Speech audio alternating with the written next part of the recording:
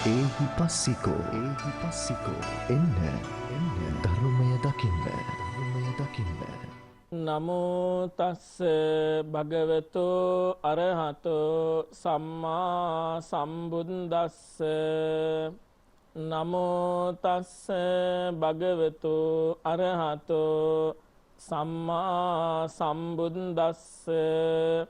නමෝ තස්ස භගවතු අරහතෝ සම්මා සම්බුද්දස්ස. ධර්ම ශ්‍රවණාබිලාසී ශ්‍රද්ධාවන්ත පින්වතුනි, උදා වුණ මේ දවසත් ඊටාම ලස්සන පින්සාර දවසක් වේවා කියලා ඊටාම උමනාවෙන් මෙත් සිතින් යුක්තව ආශිර්වාද කරනවා. ස්වර්ණවාහිනී ඒහිපස්සිකෝ ධර්මමය මේ වටිනා වැඩසටහන සමග ඒකාත්මික වුණ ආදරණීය අම්මලා, ආදරණීය අප්පච්චිලා, ආදරණීය තරුණ දුවපුතා, ආදරණීය මල් වගේ පුංචි දූල පුතාලා හැම දෙනාටම අදත් මේ හිමිදිරියේම වටිනා කියන දහම් අවවාද ඇතුළත් අනුශාසනාවක් ඒකාත්මික කරන්නයි සූදානම් වෙන්නේ. පින්වන්ත දුවේ පුතේ, ආදරණීය අම්මා අප්පච්චි, පින්වත්නි, බුදුරජාණන් වහන්සේ හරිය ලස්සන උපමා අරගෙනනේ බණ දේශනා කරේ. බණ පොතේ ගොඩාක් උපමා තියෙනවා. ඒ උපමා ඇව්වහම අපිට නොතේරෙන ගොඩාක් තැන් තේරුම් ගන්න පුළුවන්. සමහර කාරණා හරි ගැඹුරුයිනේ. ඒ ගැඹුරු කාරණා අපේ ජීවිතේට අපිට තේරුම් ගන්න සාමාන්‍ය අයට අමාරුයි.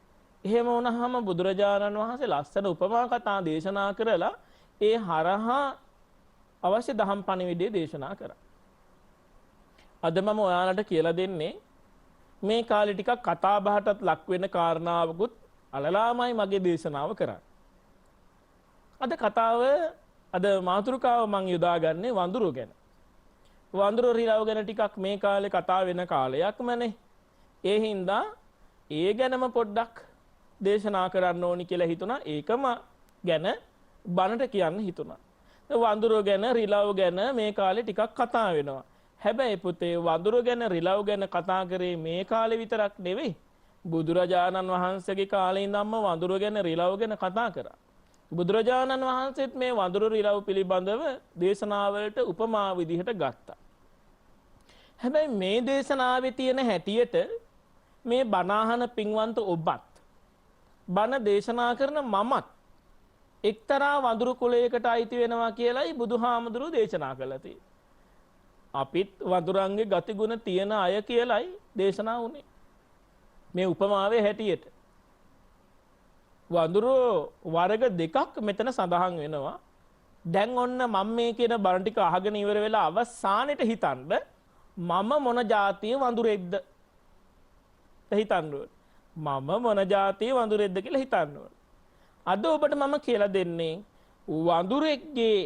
වඳුරන්ගේ හැසිරීම උපමා කරගෙන භාග්‍යවත් බුදුරජාණන් වහන්සේ සංයුත්ත නිකායේදී දේශනා කරපු දේශනාවක් තමයි ඔබේ ජීවිතය සාර්ථක කරගන්න මේ හිමිදිරියේම ඔබට මම පැහැදිලි කරලා දෙන්නේ.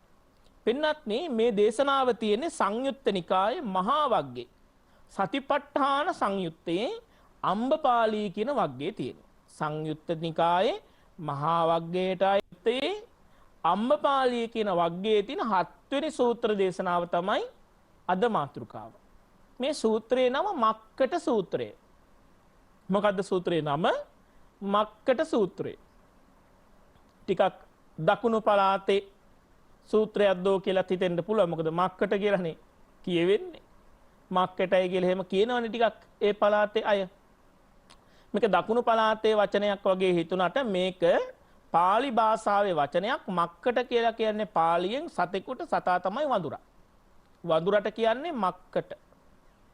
එතකොට මක්කට සූත්‍රය වඳුරන් උපමා කරගෙන, වඳුරන්ගේ හැසිරීම උපමා කරගෙන දේශනා කරපු දේශනාව මක්කට සූත්‍රය. බුදුරජාණන් වහන්සේ දේශනා කරනවා අත්තිබික්කවේ හිමවතෝ පබ්බත රාජස්ස දුග්ඝා විසමාදේශ.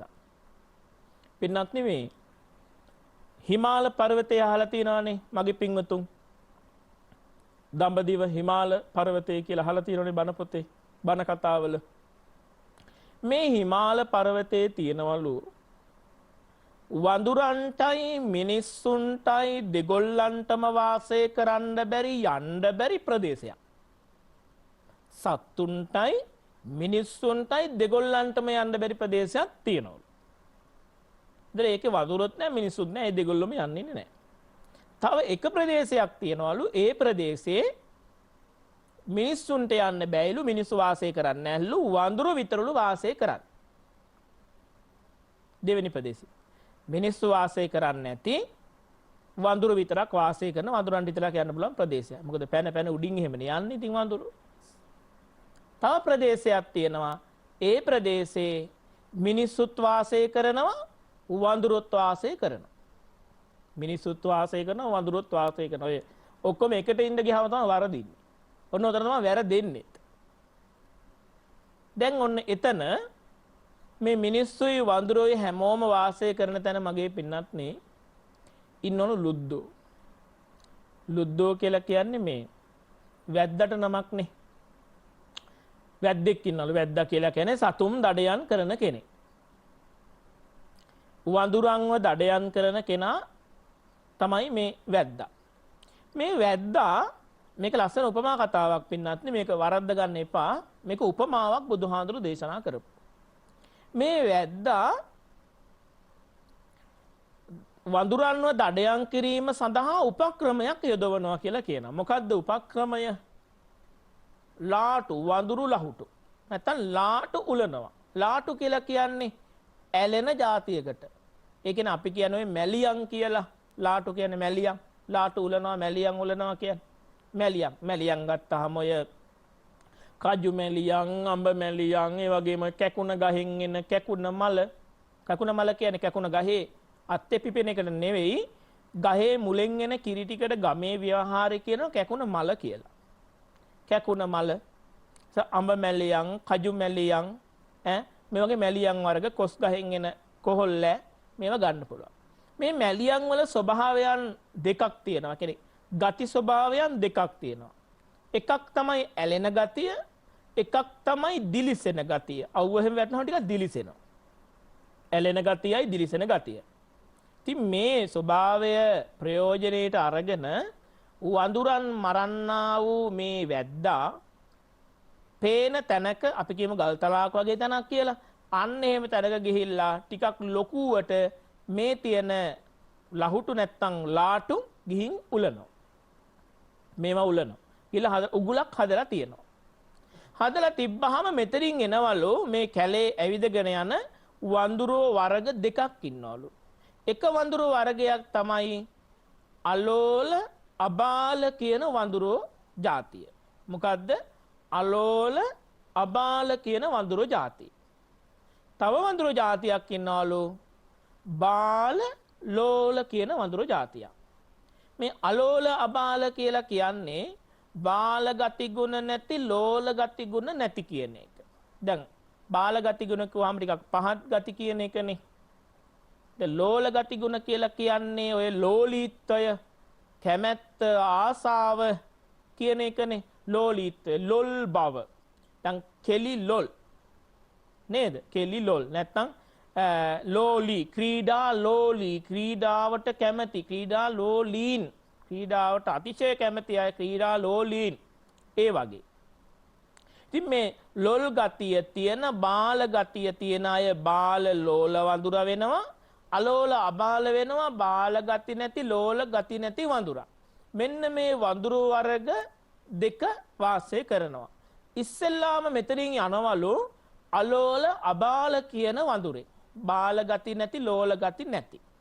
ඒ කියන්නේ ටිකක් මැදි වයස පහු කරපු වගේ වඳුරෙක්, ටිකක් පරිණතයි. එයා යනකොට පේනවා අර දිලිසෙන ලස්සන දේ දකින්නවා. අලුත් දෙයක්. මීට කලින් මෙතන මේක තිබුණේ නැහැ. උඩ නතර වෙලා බලන්න ඕනේ මේ මොකද්ද කියලා. එහෙම බලනවනේ සාමාන්‍යයෙන් කෙනෙක්.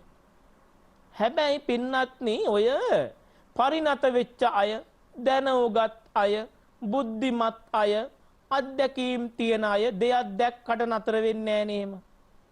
දෙයක් දැක්ක පළියට ගිහිල්ලා ඒකේ කූරු ගාන්න යන්නේ නැහනේ. ඒකේ ඇඟිලි ගහන්න යන්නේ නැහනේ. ඒවා මේ පරීක්ෂා කරන්න යන්නේ නැහැ. බුද්ධිමත් අය. ඒ අය හොඳ අත්දැකීම් තියෙන. ඒ හින්දා එයාලා පොඩ්ඩක් මට මේක වැඩක් නැහැ. මම යනවනේ මේ ගමනක් යන ගමන් ඉන්නේ. මට මේ ඇඟිලි ගහන්න වැඩක් නැහැ. මම යන්න ආපු ගමන මම යනවා.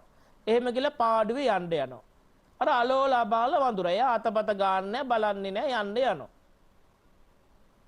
ඊළඟට එනවලු මෙතනින් පැනගෙන අත්ෙන් අතට පැනගෙන එනවා බාල ලෝල වඳුරා.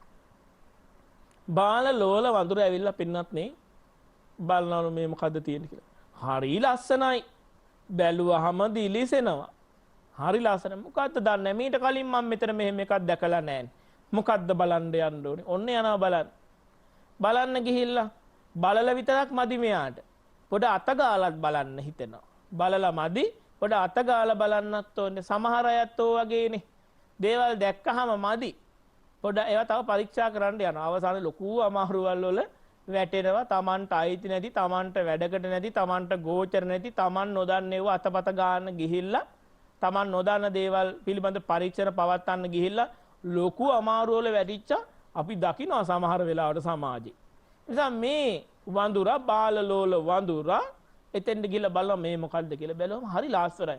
පොඩ අත ගාලා බලන්න ඕනේ මේ මොකද්ද කියලා. එහෙම කියලා දකුණු අත අරගෙන දකුණු අතින් පොඩ්ඩක් මේ ලාටු ගොඩ අත ගාලා බලමු. මෙයා දන්නේ නැහනේ ලාටු කියලා. මෙයා දන්නේ නැහනේ මේක ඇලෙනවා කියලා. මෙයා දන්නේ නැහනේ මේක උගුලක් කියලා. අත ගාලා බැලුවා. ලස්සනට තිබුණාම අපේ අය හිතන්නේ හොඳයි කියලා, හරි සුන්දරයි කියලානේ. හැබැයි ඔය ලස්සනට තියෙන හැමදේම සුන්දර නැති බව මතක තියාගන්න ඕනේ. පෙනුමට තියෙන හැමදේම සුන්දර නැති බව මතක තියාගන්න ඕනේ. ඒ නිසා ඒ සුන්දරයි ලස්සනයි කියලා හිතාගෙන අත ගාලා බැලුවා. අනේ දකුණු අත ඇලුනා. ඇලුනහම මෙයා දකුණු අත දැන් අත ගාලා ඉවර වෙලා ඇදලා ගන්න බලනකොට අත ඇද ගන්න විදියක් නෑ, අත ඇලිලා. දකුණු අත ඇද්ද ඇලුනේ නෑ. ගැලුනේ නෑ. ඒ නිසා වම් අත හැමින් සැරේ මේ ලාටු ගොඩේ තියලා දකුණු අත හයියෙන් ඇදලා ගත්තා. අනේ අදිනකොට දකුණු අත කොච්චර ඇද්දත් ඇදලා ගන්න බැරි වුණා, ඇලිලමයි. ඊට පස්සේ ආයේ වම් අත දැන් දකුණු අත ගලවන්නේ වම් අත තියලා බැලුවේ තද කරලා තමන් හයිය ගත්තේ. වම් අත ගලවන්න බැලුව වම් අතත් ඇලිලා වම් අත ගලව ගන්න. දැන් දකුණු අතයි වම් අතයි දෙකම ඇලිලා. දකුණු අත ගලව ගන්න කියලා හිතාගෙන වම් අත තිබ්බේ. දැන් වම් අතත් ඇලිලා දකුණු අතයි වම් අතයි දෙකම ඇලිලා. අත් දෙක ගලව ගන්න කියලා හිතාගෙන දකුණු කකුල තියලා තද කරා.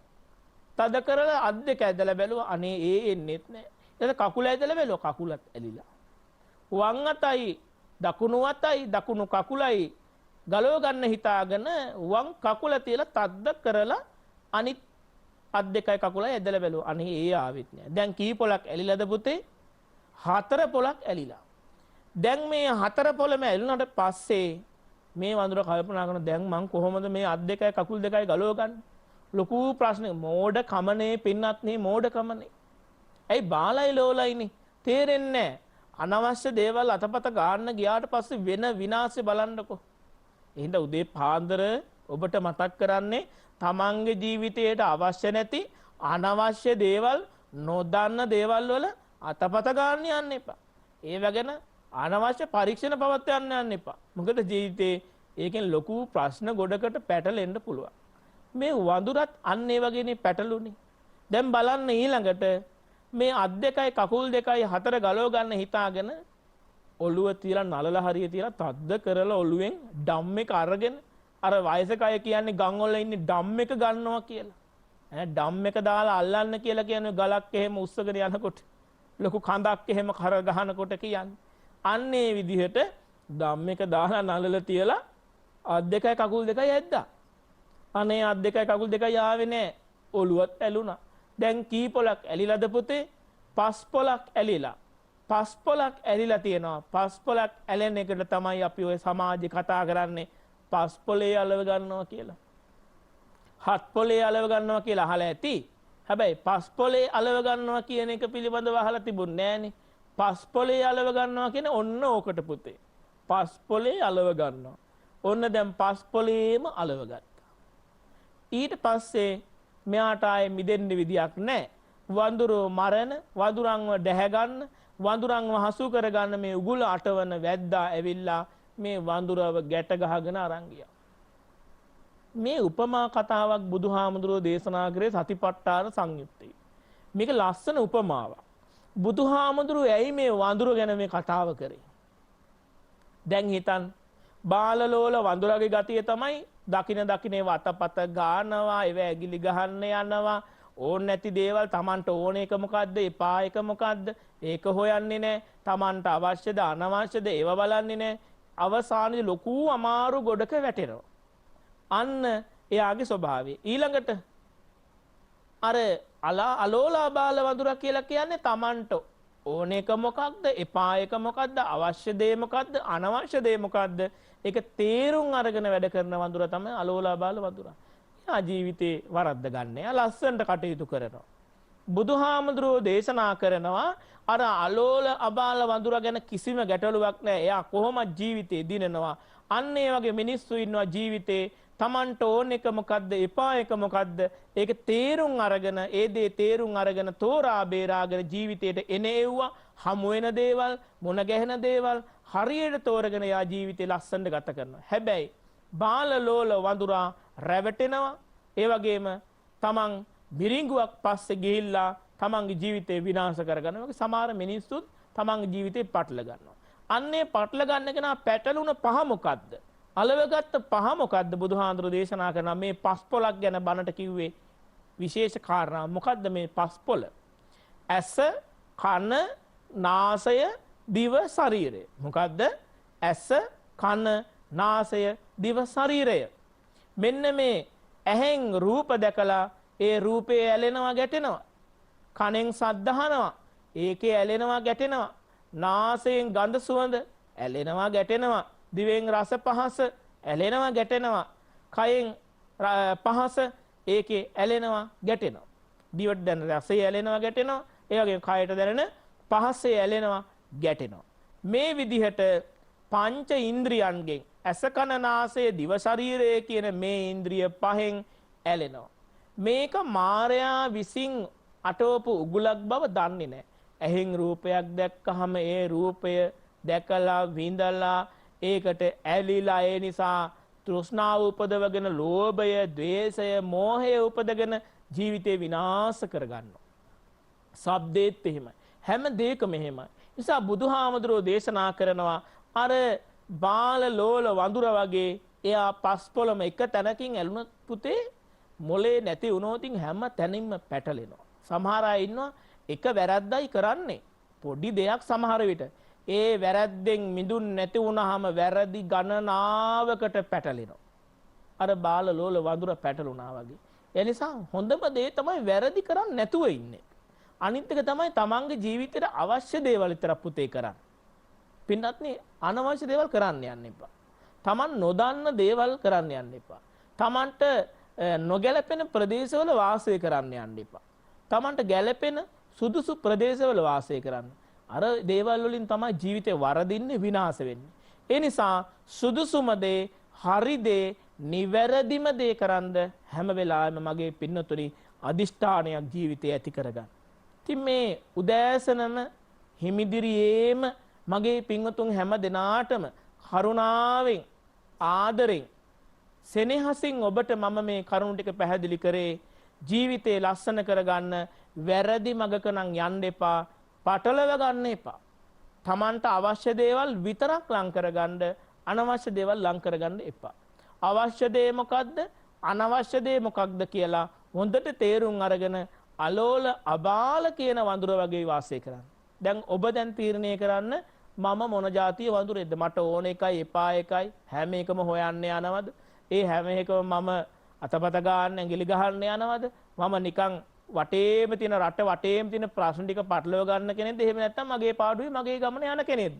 දැන් තමන්ගෙන් අහලා බලන්නකො මං අලෝලා බාල වඳුරෙක්ද නැත්නම් බාලලෝල වඳුරෙක්ද කියලා. මම මොන වඳුරු జాතියේ මිනිස්සෙක්ද කියලා දැන් තමන්ගෙන් තමන් අහලා බලන්න. තමන් තමන්ව පරීක්ෂණයට භාජනය කරගන්න. එතකොට තමන්ට ඒක වැටහෙවි. ඉතින් ඒ නිසා අද මේ පින්සාර උදෑසනින්ම ඒහිපස්සිකෝ වැඩසටහන තුලින් ඔබේ ජීවිතය ලස්සන කරගන්න මේ සංයුත්ත නිකායේ මහා වග්ගයට අයිති සතිපට්ඨාන සංයුත්තේ තියෙන අම්බපාලි වග්ගයේ තියෙන මේ 7 වෙනි වටිනා සූත්‍රයේ මක්කට සූත්‍රය උපමා කරගෙනයි ඔබට මේ දහම් පණවිඩයද රැගෙන ආවේ. මේ දහම් අවවාදය ලැබපු මගේ රත්තරන් පින්වතුනි ඔබ ඔබේ ජීවිතය පටලව ගන්න එපා. වරද්ද ගන්න එපා. ලස්සන කරගන්න.